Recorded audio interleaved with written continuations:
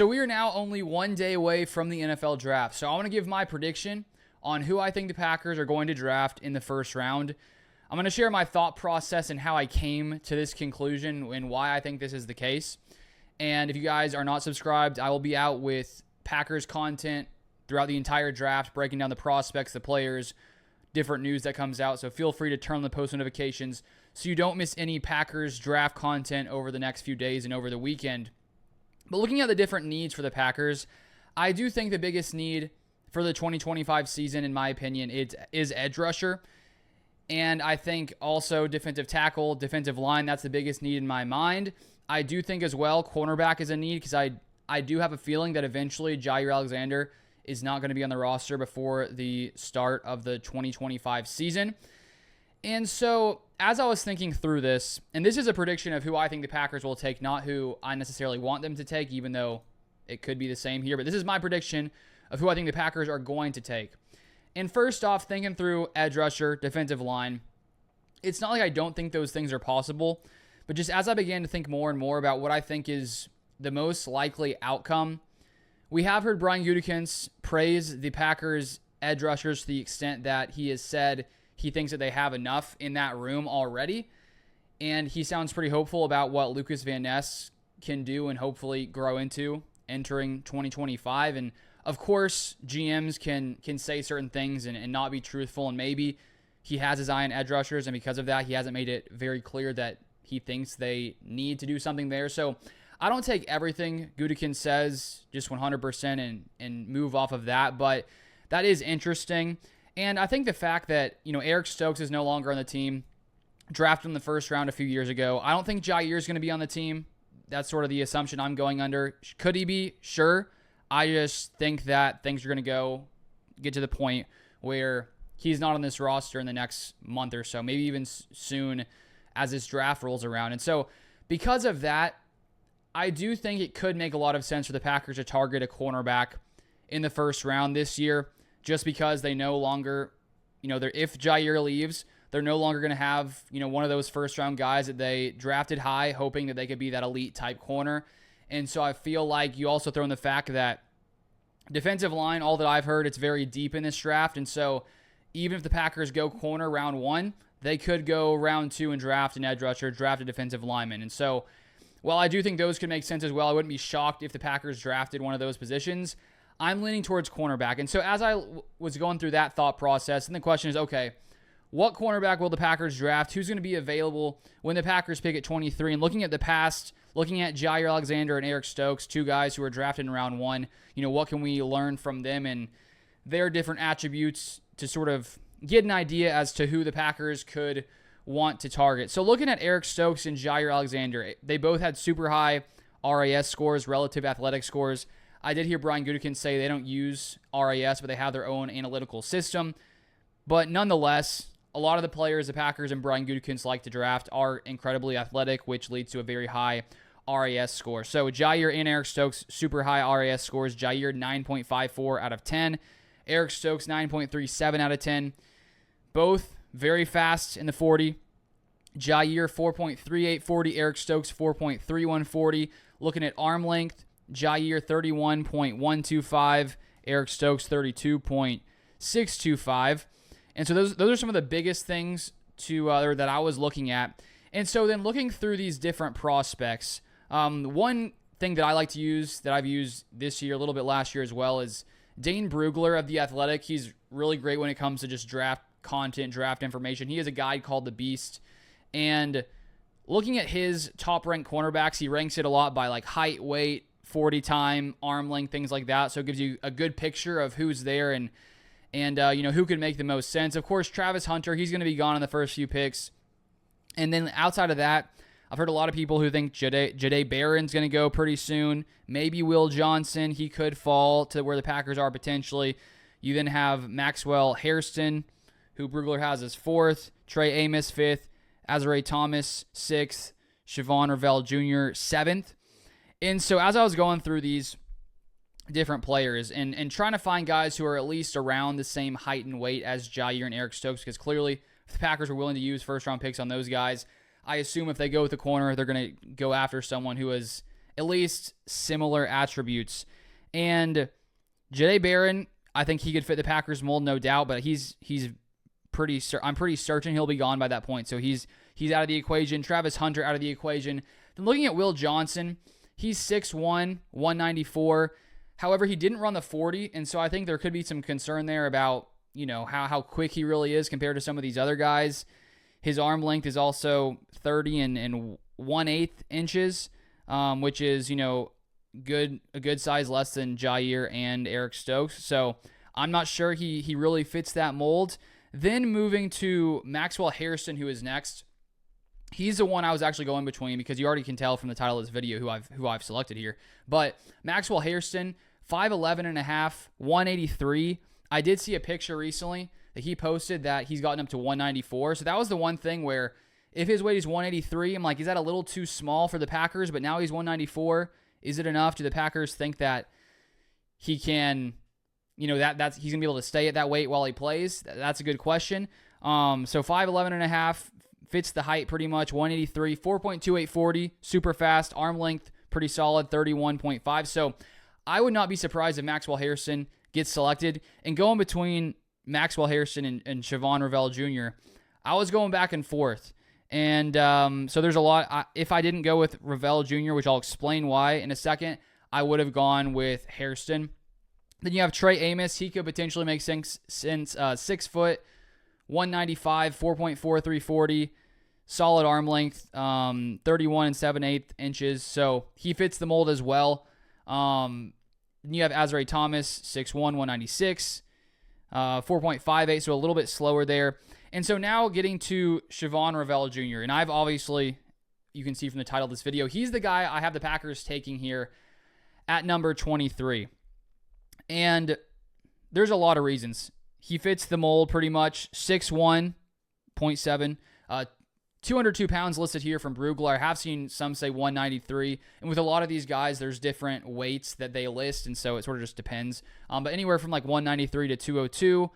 He has very long arms, 32 and 5/8 inches. And then he has the longest wingspan out of any of these guys at 80 inches. The next closest is Azrae Thomas, 78 inches, and a lot more than Hairston, who's at 76 and 3/8 inches there.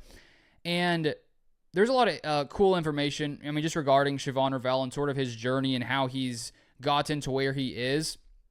And I think that one thing that is underlooked sometimes in the draft is, the sort of how the player thinks, what drives them, what fit will they be in the locker room. And I've heard, watching post-draft press conferences from guys like Gutekunst and Packers GM and other coaches, the Packers do value guys who they feel like can be fits coming into Green Bay because it is a different situation than lots of these big-time cities. And some guys maybe their personality, maybe what they value wouldn't really fit in Green Bay. But just doing some reading, it really feels to me like Shavon Revel is a total kind of Packer guy, a guy who's seems selfless, a hard worker.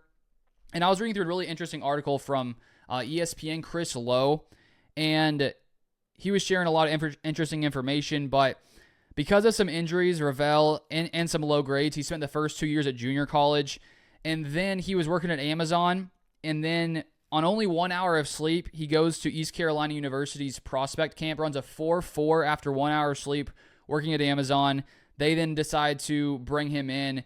And first off here, I'm going to share some information from his cornerback coach, but his cornerback coach there said this is from the same article. He was only scratching the surface, Montanar said. The thing that I loved about him was he embraced every minute of it during the good times and the bad times. He accepted being coached.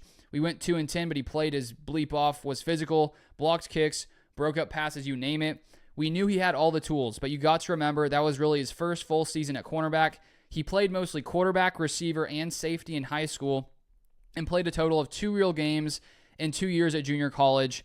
That's amazing. And so the fact that he didn't have a ton of, cornerback experience before being there, and then he ended up playing like he did, shows a lot of the potential he had. And he ran a 4.4 in 2021. Now, maybe that's different now. He didn't run a 40 because he did tear his ACL, and that's an important thing to bring up here, is there are a few different things, as I was deciding who I thought the Packers would draft. There definitely are a couple of things here that could lead the Packers to saying, we're not going to take a chance on him. First off, he has dealt with some injuries. He tore his ACL last year. He got surgery. I believe it was in October. I did see a post that he seems to be progressing really well, and it looks like he'll probably be ready for a training camp. And so that could be a concern. Maybe the Packers don't want to touch that. They have drafted guys who had previous ACL problems. Jordan Morgan had torn his ACL in 2022. He then comes back in 2023 in college, plays a full season, and is fine. So they had that 2023 to look at. So it's a little different because he did miss this past year. And then you look at, Luke Musgrave had an MCL injury his final year. The Packers still draft him. So I don't think it's necessarily will take him off their board. The Packers have more information than we do. And so because of that, maybe they know more and maybe they're more concerned, and that could lead to them saying no. The other thing is he did just turn 24 years old. That is a little bit older than Packers typically draft. Usually the guys are like 21, 22. And so those are a few reasons I think that the Packers could say we're not going to take a chance here. And that's why I think he seems to be someone that could fall till the end of round 1, early round 2. And if he hadn't had that injury, he could be going much higher in the draft. And that's where, when we look at the Packers' history drafting players, lots of times they are willing to take chances on players who have really, really great traits. They maybe don't have quite as much experience as some other guys. There may be some questions here or there regarding, what they did and, their development and things like that. But Gutekunst loves traits. And Shavon Revel is a guy who has insane traits. And just watching him play, he is insanely physical, insanely tough. And I want to share one little excerpt here from Greg Cosell, who he has great breakdowns. But let me just play this right here for you guys. The Revel Jr. kid is fascinating to watch because this guy's a press man corner. He may be the purest form of press man corner in this draft, and he's big, and he's physical, and he embraces the physicality of the game. Now, he played at a smaller school, and he only played 3 games or 4 games before he tore his ACL. But he's a fascinating prospect, Ross, because the press man element, and that's becoming much more important in the NFL with so much more quick game, RPOs. If you can't disrupt the quarterback, what do you have to do? You have to disrupt receivers. You and I have had this conversation. This guy's a press man corner. He's a fascinating player to watch. All right, so those are Cassell's thoughts on Shavon Revel there.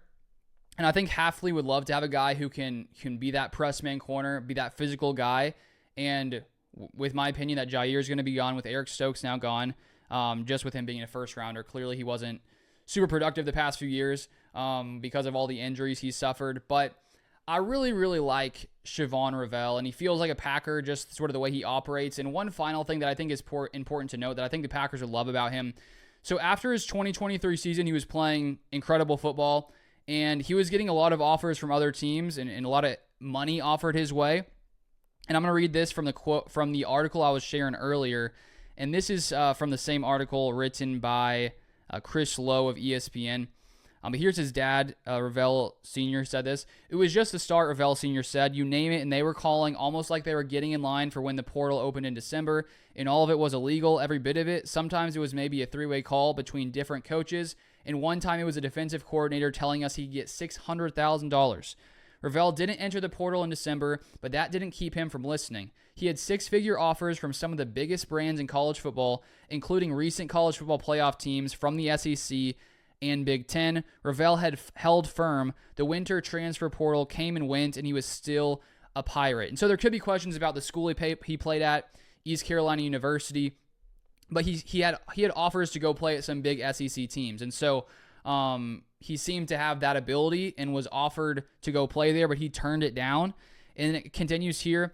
We knew he left a lot of money on the table, ECU Athletic Director John Gilbert said. We did what we could to help him, but it was pennies on the dollar to what he could have gotten elsewhere. What I always admired about him is that he never came and tried to leverage us. I think he knew we couldn't pay anywhere close to what he was being offered, but he never went down that road. The other thing is that he really wanted to graduate. Montaner knew the Pirates would also have to weather the spring transfer portal in 2024, and by that time, all 32 NFL teams had either come to see Revel or were scheduled to see him personally. I saw him twice and was hoping to see him a third time, the NFL college personnel director said. He was tall and long, got in and out of breaks, wasn't afraid to put his head down and tackle, and the fact he stayed loyal to ECU said a lot about his character. The temptation for Revel during the spring portal window was excruciating. I wanted him to make his own decisions, Revel Sr. said. I also wanted him to know that was a lot of money to turn down and wanted him to seriously consider it. As a father, you want to see your children get what they've got coming to them.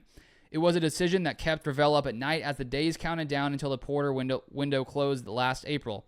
It would be like, bleep, that's a lot of money. I was fighting with myself, Revel said, but I kept going back to ECU believing in me in the first place. Those other schools offering me all that money weren't there when I needed somebody to give me a chance. I was going to be true to myself. They weren't going to buy me. So the fact that he was willing to turn down seemingly hundreds of thousands of dollars to stay loyal to a school because they believed in him, I think that says a lot about the kind of, person he is and the kind of guy he would be in the locker room, a guy who is going to be super loyal. And so I think the fact that we have that insight into him and how he thinks and how he operates, he just sounds like a kind of player the Packers would trust to draft just from that, how he thinks, his mindset, things like that. And so the main point here for me, I think the Packers are going to go cornerback. Sure, they could go defensive line. That would make a ton of sense in my mind. I think corner makes a lot of sense. I think just his physical traits are very interesting, very intriguing. And I feel like if Brian Gutekunst is sitting there looking at all these guys, this is someone that probably, really gets him excited about what could be. Of course, there are a few concerns. The ACL injury, he just turned 24. The 24 could be what maybe makes the Packers not take him. But he's, not that much older than Jahdae Barron, maybe a little less than a year. So at the end of the day, if they really like his traits, maybe they're willing just because he just turned 24 to think that's fine. If not, I think Hairston could be the guy they decide to go with there. But I think in a couple of years, we could be looking back and saying, wow, the Packers got a steal at 23 just because of the questions here. And that's what happens with some of these prospects. When you look at, their situation, some of them have a few questions. But if those questions end up not being a problem in the future, you could end up getting a steal. Obviously, that can go the other way too. Let's say injuries continue, things like that. Then you say, okay, well, there were some red flags. But that's sort of what happens here, why guys fall. And he could go round 2, but I feel like the Packers could decide to say, you know what? Let's take him at 23. He has insane upside. We're talking crazy upside, and I think that's what the Packers like to target in round 1. Even if there's some uncertainty, some questions, they like to go after upside. So that's sort of why I have them going with Shavon Revel. So we will see tomorrow night who they decide to go with. Maybe it's someone else, but those are that's my prediction. I'll be curious to hear your guys' thoughts, comments in the comment section down below. And I'll be out after the Packers make their pick. I'll be out with the video reacting. We'll see who it is. I'll give my thoughts, share my reactions. So make sure you have those post notifications turned on. But thank you guys for watching as always, and I'll see you guys next time.